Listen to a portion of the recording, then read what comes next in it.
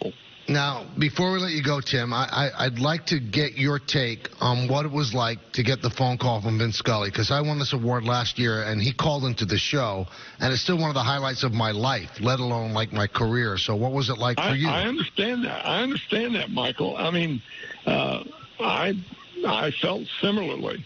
He called, and it was in our business a voice from God. I mean, that's really the only thing you could say. And I had never spoken to Vinny on the phone. I don't know if you had.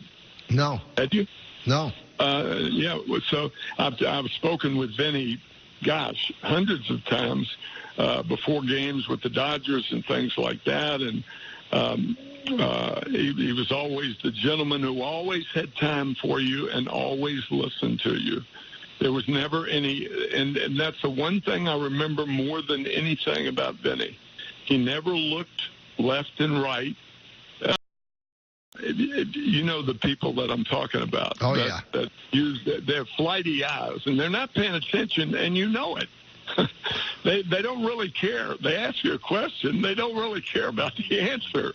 Vinny cared about the answer, and this phone call was typical of the way he paid attention when he talked to you. It was the attention that for 20 minutes that you got when he invited me for the honor of receiving his award at Fordham next Tuesday. It was thrilling. It really was.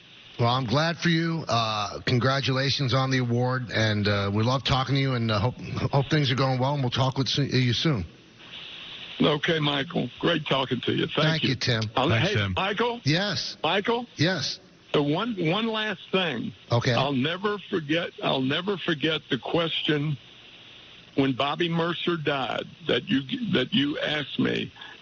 You said you realized that he loved you, don't you? Didn't you? You remember that question? Yes, I do. Yeah.